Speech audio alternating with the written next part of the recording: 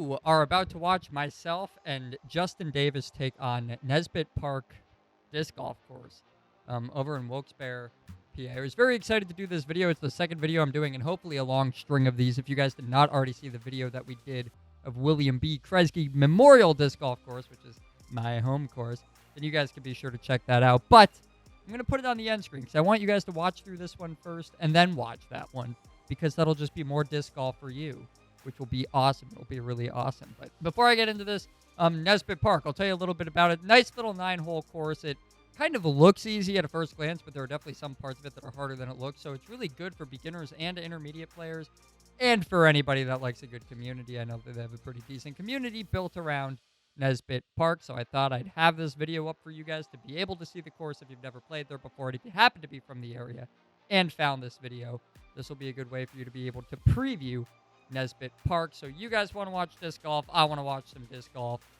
I'm going to be going solo on the commentary for this one for the sake of trying to get this video up as quickly as possible.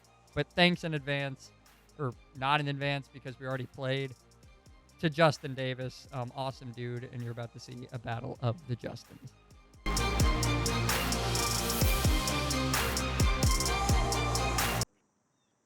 So we are going to start out on hole 1 like any good disc golfers do. This is a 208-foot par 3. Now, I'm also going to start off by saying that all of this distance information and such I am getting directly from UDisc. So if it's inaccurate on there, it's going to be inaccurate on here.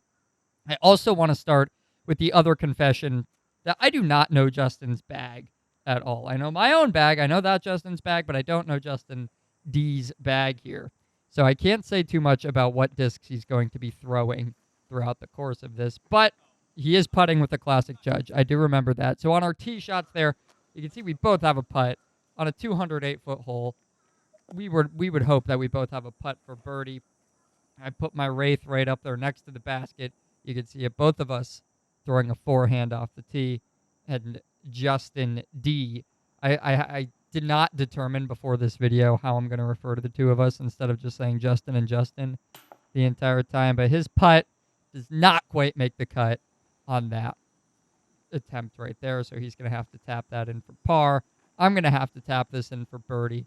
And that's hole 1 on Nesbitt Park. I know I'm trying to catch myself up here with the commentary because I had to give you the little introductions, but we're going to start off with 1 under par for myself and an even par for the other Justin, using his water bottle as a mini marker, which I said was okay. So hole 2 is a 339-foot par 3. It's pretty much straight ahead. As you can see here, I'm throwing a thrasher off the tee here. I did not throw it straight, which is where the basket is. I threw it straight into that tree immediately on the right there, the first available, because that's how I was feeling this day, is basically what it came down to. You'll see as we start to get into this this groove here, I'm going to have a very colorful scoreboard coming up.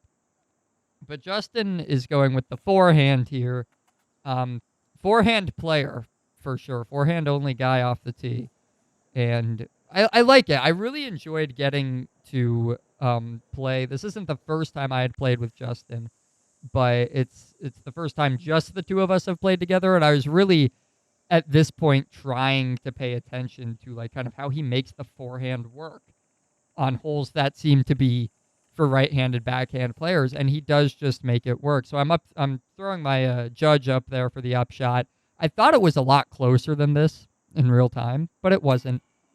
And then I hit the cage on hole 2. So I'm going to be tapping in for a bogey after hitting the tree, hitting the cage, being short on my upshot. Everything just kind of fell apart for me on that hole. And this is for Justin's birdie, and he's also going to hit the cage. So as you can see on the first 2 holes here at Nesbitt Park, the cages were just being very mean to us. So that's going to put me back at even, and that's going to keep Justin at even. So we are now tied going into hole number 3. Hole number 3 at Nesbitt Park. I like this hole. This is probably one of my favorite holes on the course, honestly. It's short, but it's not too short. It's 247 feet. Again, according to UDisc, and I tend to be the CTP guy on this hole. Not in this particular case, but Justin goes up there. He goes quite a bit to the right, honestly. That's not exactly where you want to be. And what I'm struggling with here on this hole as of lately is trying to figure out what disc to throw on it. I threw a DX Rock 3 here. And for those of you that play disc golf, you probably know that that's a weird choice for anybody to be making is a DX Rock 3. But my thought process on it basically was that I thought I was going to turn that over a lot more than I actually did. But then I find myself scrambling out of trouble. So I throw a scoober up over that bush of stuff. It's not really a bush, but it's just a lot of thick stuff right there that I've been ending up in a lot lately, unfortunately. But I throw a scooper up over it. It worked out okay, is the best way I'm going to put it. And then you've got Justin putting for his birdie here on hole 3, trying to get something moving. That's a decent length putt, by the way. The camera angle doesn't make it look too far, but it's not too far. But it's a legitimate putt. Legitimate enough that he's going to make it, and he's going to get the JRP replay on it, give him a little slow-mo action on that, because we finally saw a putt not hit the cage coming in on hole 3. And then I'm going to be making a little bit short of a putt, but kind of the same thing, and I do manage to drain that one. So we both make the putts there. I'm actually saying to Justin right there, I don't know if you guys can hear it or not. I haven't figured out how this audio is going to balance out yet, but I'm saying they're like, hey, look, we actually did what we're supposed to on the putt. So moving on to hole 4. This is another really cool hole. It's 259 feet. It's a par 3. What's cool about this, what is that? You've got a bunch of trees right in the middle there. You can see Justin, obviously, being the forehand player that he is opting to take the forehand hyzer route out to the left side of the trees, have it fade back into the right. Now, I'm going to do the opposite since I'm a backhand player, supposedly. I'm really indifferent between the two. I throw whatever makes the most sense to me at the time.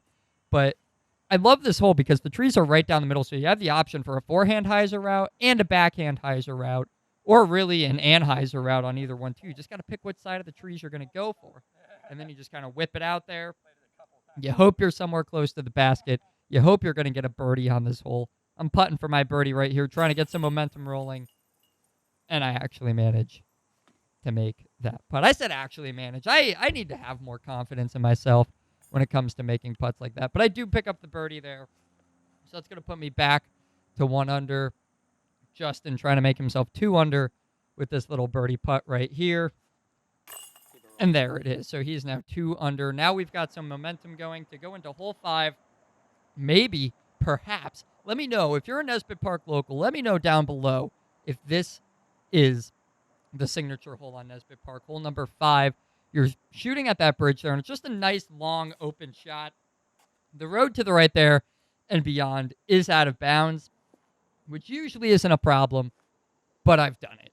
So with him, it's not as much as a problem unless he really fades too hard over to the right and ends up on the road. But what you'll see a lot of people do here, I'm throwing my Thrasher again right there. I've been liking that disc a lot lately because my arm speed has been catching up to the point where that's an understable disc, so it flies relatively straight and relatively far. But what you'll see a lot of people do on this hole too is throw an overstable disc out over the road. So that way it'll either fade to the left at the end and it'll just come into the road, or something I do quite a bit recently when I go to play Nesbitt Park is I'll actually have my disc land on the road and skip toward the basket. It'll skip back and bounce, which works out just fine for everybody. So I just threw my second shot there, my up shot again with the judge. I throw all my up shots with the judge. Beautiful disc. I have a prime judge, by the way, that I'm doing that with. And then you've got Justin looking at another very similar putt to what he had on hole 3 here. And he's going to... This one's going to be for another birdie. So he's really on a hot streak if he makes this.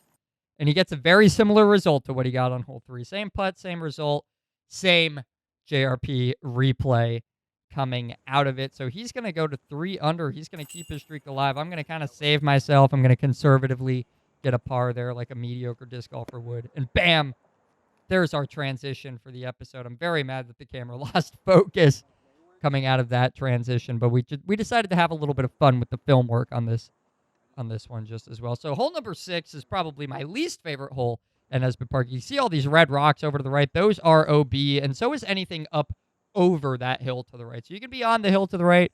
It's an incredibly steep hill.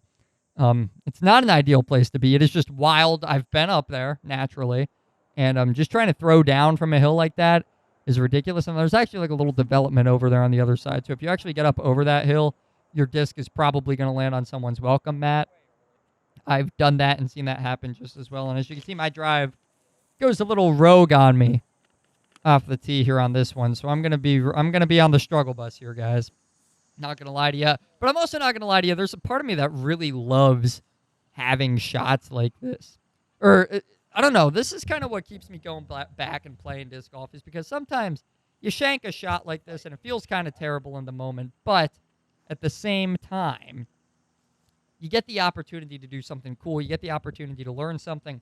So I really have a lot of fun in a moment like this, just kind of switching my brain on, thinking, how am I going to approach this? Where am I going to put my feet? What disc am I going to throw?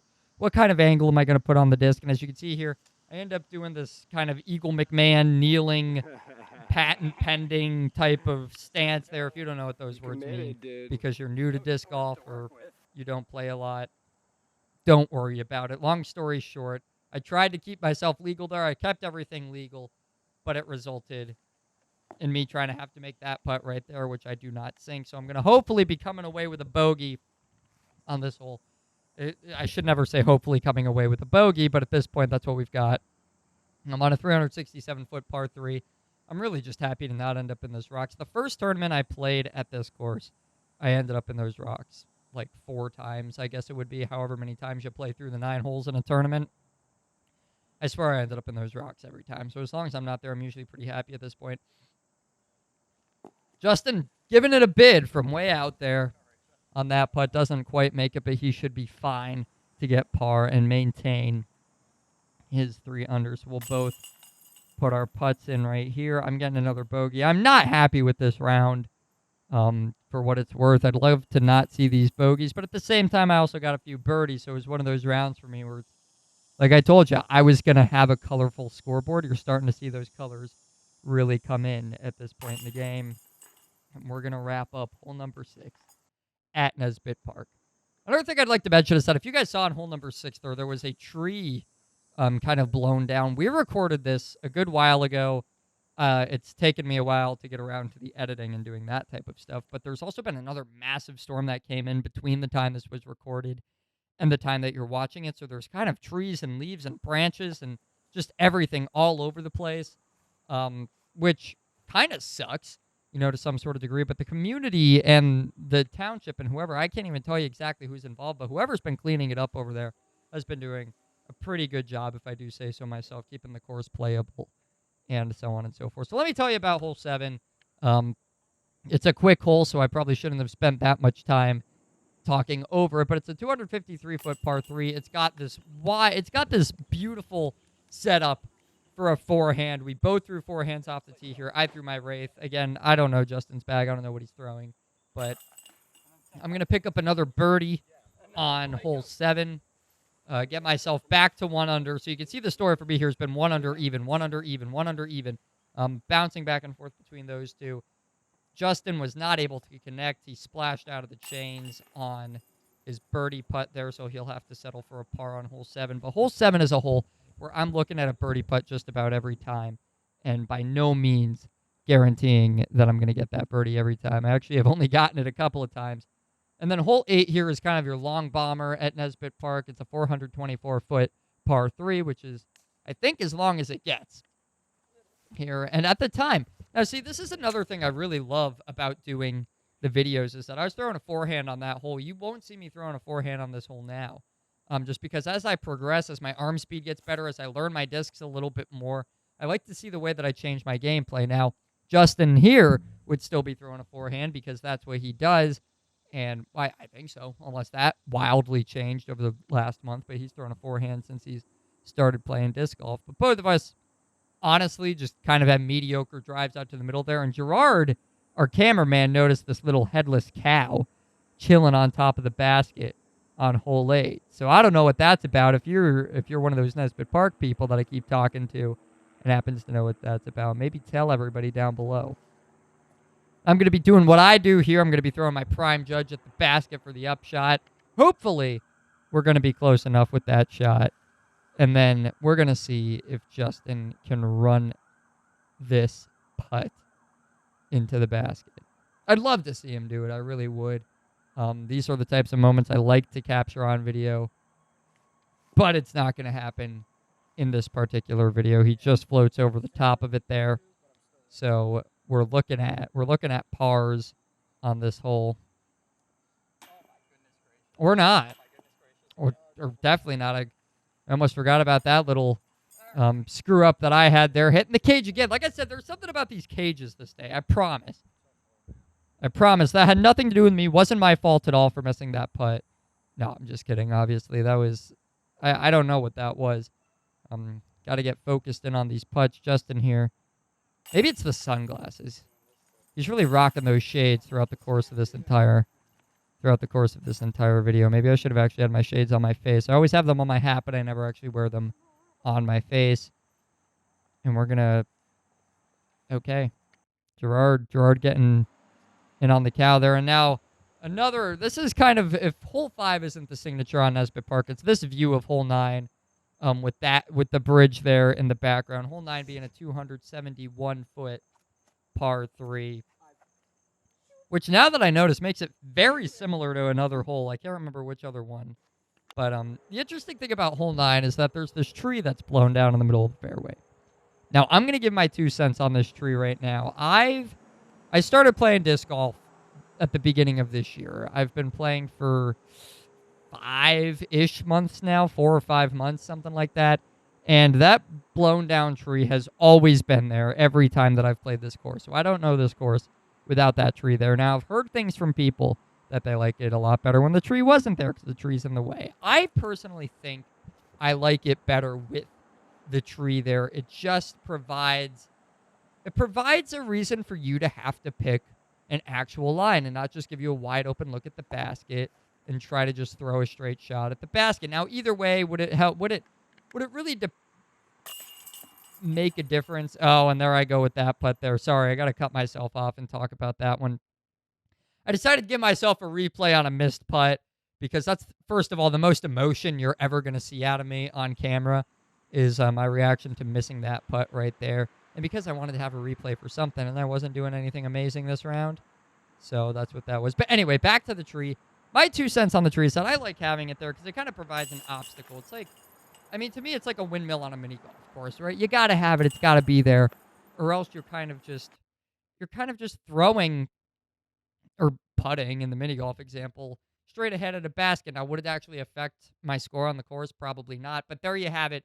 That is Nesbitt Park. That is all 9 holes. If you want to see it again, rewind this video, go back and watch it again. I hope you guys enjoyed this. If you guys want to see more of this content, I really need your help here, actually. So if you guys want to see more content like this, I am going to try to keep pushing it out either way. Whenever we get the chance to grab the cameras, go to a course, we have an extra cameraman, and I have the time to do all the editing and all that type of stuff. We're going to try to get content out. But if you want to see it start coming out a little bit quicker, I'm going to need your help in order to do that. The first thing is going to be to make sure you're subscribed to the channel, commenting on the videos, liking the videos, just because that gives me the idea that you actually care. You're actually going to come, you're actually going to watch the videos, and that gives me more of an incentive to put out more videos. It's a win-win situation there, right? Give a little, get a little. So that's the first thing I'm going to say. Also, let me know. It does get to a point with creating content. I've created a lot of content over the past couple of years. This does take a lot of effort, and it takes a little bit of money, too, that's involved. So let me know if we were to try to come up with a way to fund this, right? If we were to try to come up with like a Patreon thing where you pay $5 a month and you get some sort of benefits, whether that be extra content, whether that be patrons get to be players in the videos, whatever the case might be, early access. Let me know if that's something that you would actually do or you actually wouldn't do. And don't sugarcoat it. Don't say like, yeah, I'd put $5 a month into it and then put me through the whole process of making the thing and then having nobody contribute to it anyway. But just let me know if that's something you'd like to do down below. And if you have any ideas yourself, reach out to me. You can find me on social medias. My handle's @_JustinRP on Instagram and a lot of the big stuff. Anything else is kind of fuzzy. But let me know. Let me know what those ideas are. Let me know what you think down below. Ask me questions, do that type of stuff. Engage. The disc golf community is awesome. If there's anything I've learned about disc golf, it's that there's actually a huge community behind it. And you guys are all awesome. So make sure you're leaving those comments down below. I don't care if you're telling me about how bad that round was, how good that round was, whatever the case may be. Make sure you check out the other videos that I have posted around here of other courses. At the time, there's a Prompton one. There's a William Kresge Memorial Disc Golf Course one. And depending on how far into the future you are when you're watching this, there might be some more even to check out. So do all that stuff, guys. I really appreciate you. Thanks again to Justin Davis for coming out and doing this with us. Huge thanks again to Gerard, who is our awesome catch cam guy, for making all this happen. And for all of you other disc golf out, thanks to you, seriously, for watching this video. I don't want to put the videos up and not have them be watched, even though the views aren't the reason I put them up. I just enjoy making the content. I enjoy getting to watch myself play, seeing myself progress, and I'm hoping that some of you guys like seeing the progression too. So that's all I've got for this one, guys. Make sure you check out those other videos, and I will see you at a different course.